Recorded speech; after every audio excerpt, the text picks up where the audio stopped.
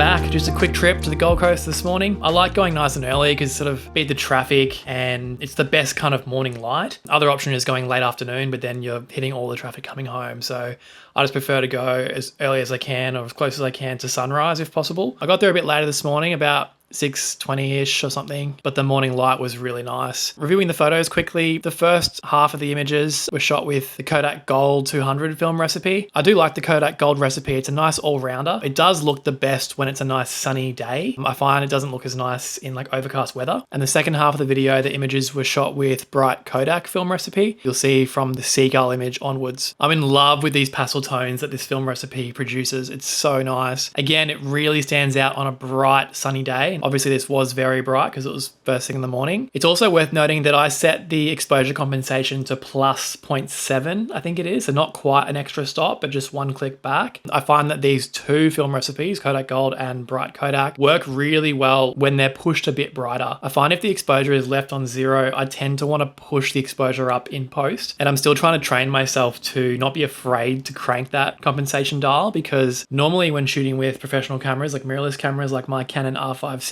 I always underexpose the image. I normally have it at minus 0.3 or minus 0.7 just to preserve the highlights of the image. Whereas with the X100VI, it's okay to overexpose parts of the image. And a lot of the film recipes I've found are created with that in mind, especially if using a bloom or a mist filter as well. It does help to soften that edge of the highlight to normal exposure. So yeah, really happy with these images overall. I think for this particular shoot this morning, I prefer the Bright Kodak. Again, really nice bright conditions this morning. This recipe really excels. It really makes me just want to grab the camera and get out and shoot whenever I can. The final thing I'll mention is the footage was shot with my Osmo Pocket 3, and I shot it in the D-Log M color profile, and I've color graded it in Premiere Pro using Dehancer. Dehancer is a plugin that works for Premiere Pro, DaVinci Resolve, Final Cut, whatever program you're using, and it helps grade your digital footage to look more like film. They've got heaps of different film profiles. You basically just scroll down and choose whatever look you prefer. Fuji Pro 400H is a nice bright one. Lots of different Kodak ones. Dehancer is probably the best overall output and user experience when it comes to color grading with LUTs. And it also works across pretty much every camera that you can think of. You basically go to the camera setting here and scroll down to find what camera you're using. It's got Sony's, there's Canons, Fuji's, Blackmagic Design, everything that you'd ever need. I also use a Canon R5C, so it's got that one there for me too. And the other really good feature of Dehancer, which is what I was really drawn to, is the halation feature. Other programs like DaVinci Resolve have halation effects built in, but the quality of the Dehancer one is so good. There's so many options here for you to choose from to really dial in the look that you're going for. Same with the film grain. I set mine to 65mm because I don't want it to be too much. You can see if I adjust it to 8mm, ISO 500, how much film grain that's applying. I think if you're going for that effect, that's great. It's there. Dehancer reached out and gave me a free version to play around with, which is great, which is why I've got my code Trent for 10% discount if you wanted to pick it up for yourself. If you want to test if it's really right for you before you purchase, I recommend just downloading the trial version and just having a play around before you commit to buying. Anyway, that's it from me. Thank you so much for joining me. We'll see you in the next one. See yous.